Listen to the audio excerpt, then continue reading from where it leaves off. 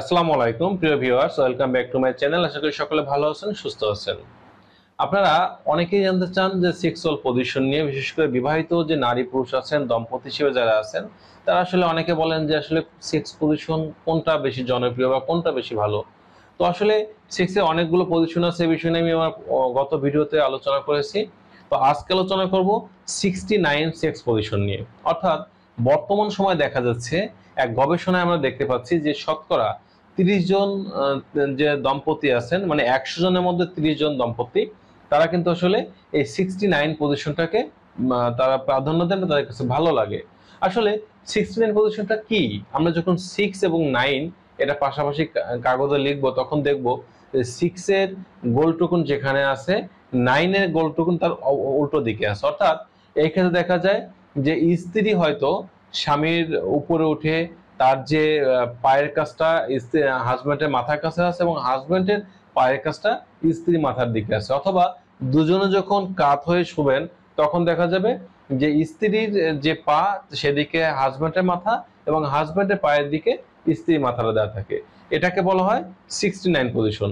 তবে একটা মজার ব্যাপার হচ্ছে যে 69 পজিশনে যে সেক্সটা করা হয়, এটাকে মূলত বলা হয় ওরাল সেক্স। আমি যদি একটু ক্লিয়ার করে আপনাদের বলি, এটাকে বলা হয় ওরাল সেক্স। অর্থাৎ এই সেক্সুয়াল পজিশনে হাজব্যান্ড কিন্তু তার স্ত্রী ভ্যাজাইনাতে পেনিট্রেশন করেন না, মানে তার পেনিসটা ভিতরে প্রবেশ করান না। এই পজিশনে দেখা যায় যে হাজব্যান্ড তার হাত বা তার মুখ বা জিহ্বা দ্বারা তার স্ত্রীর যে ভ্যাজাইনা আছে বা স্পর্শগত জায়গাগুলো আছে, এখানে আদর, চুম্বন, লেহন এগুলোর মাধ্যমে তাকে অর্গাজমের সুখ দিয়ে থাকেন। সেম ভাবে একজন স্ত্রীও তার হাজব্যান্ডের যে পেনিস বা পেনিসের এরিয়াটা আছে বা স্পর্শগত জায়গাগুলো আছে, এখানে আদর, চুম্বন, চাকিং, মর্দন, লেহন এগুলোর মাধ্যমে তাকে বীর্যপাতের চূড়ান্ত সুখ এটা দিয়ে থাকেন।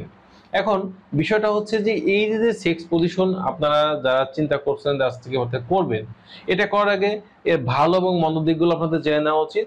আসলে বর্তমানে 30% নারী পুরুষ এটা পছন্দ করলেও এক্ষেত্রে কিছু ভালো দিক আছে, ক্ষতিকর দিক আছে। ভালো দিক বলতে এটা বোঝানো হচ্ছে যে সকল পুরুষ তার স্ত্রীকে পরিপূর্ণভাবে অর্গাজমের সুখ দিতে প্রতিবারই ব্যর্থ হন, বা আসলে দেখা যাচ্ছে যে তারা অর্গাজমের সুখ দিতে পারেন না, খুব দ্রুত বীর্যপাত ঘটে যায়, সেই সকল পুরুষরা দেখা যাচ্ছে বিকল্প পদ্ধতি হিসেবে তারা 69 পজিশনটা অ্যাপ্লাই করতে পারেন। আর একটা বিষয় হচ্ছে যে 69 পজিশনে কিন্তু একজন নারীকে বা একজন স্ত্রীকে পরিপূর্ণ সুখের যে অনুভূতি এটা দেওয়া সম্ভব। তবে এখানে কিছু ক্ষতিকর দিক আছে। যেহেতু এটা ওরাল সেক্স বা এখানে মুখ মৈথুনের মাধ্যমে একজন একজনকে পরিপূর্ণ অর্গাজমের সুখ দিয়ে থাকেন, সেক্ষেত্রে কিছু সতর্কতা অবলম্বন করতে হবে। প্রথমত বিষয়টা থাকবে যে আপনার দাঁত এবং মুখে কোনো প্রকার রোগ আছে কিনা।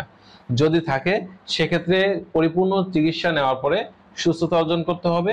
তারপরে কেবলমাত্র এই পজিশনটা অ্যাপ্লাই করতে হবে। অথবা এই পজিশন অ্যাপ্লাই করার আগে ভালো করে উত্তম রূপে দাঁত মুখ ভালো করে ব্রাশ করে ধুয়ে নিতে হবে, এবং হাইজিন মেনটেন করতে হবে। অর্থাৎ পরিষ্কার পরিচ্ছন্ন ব্যাপারটা স্বামী স্ত্রী উভয় কিন্তু মেনটেন করতে হবে। এই ক্ষেত্রে যেটা করতে হবে, দুজনের যে প্রাইভেট পার্টগুলো আছে ভালোভাবে উত্তম রূপে ধুয়ে পরিষ্কার করে তারপরে কিন্তু এই পজিশনে যেতে হবে।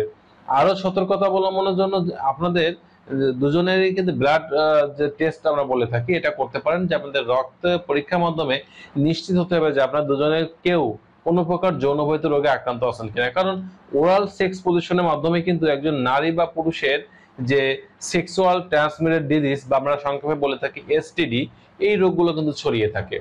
যার কারণে কিন্তু আপনাদের এই রোগগুলো থেকে বাঁচার জন্য বা আপনাদের সুস্থতা অর্জন করার জন্য আপনার যে কাজটা করতে হবে, অবশ্যই হাইজিন মেনটেন করার কোনো বিকল্প নেই।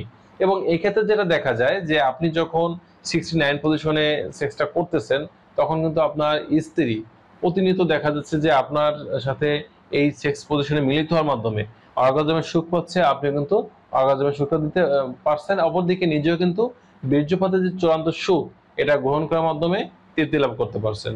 তো যারা 69 পজিশনটা আজকে থেকে অ্যাপ্লাই করতে চাচ্ছেন বা আপনারা করবেন, তো অবশ্যই আপনাদের হাইজিনটা মেনটেন করতে হবে, এবং স্বামী স্ত্রী দুজন দুজনের মধ্যে সীমাবদ্ধ থাকতে হবে। তো বন্ধুরা, এই ছিল আজকের বিষয়। সকলে ভালো থাকবেন। আল্লাহ হাফেজ।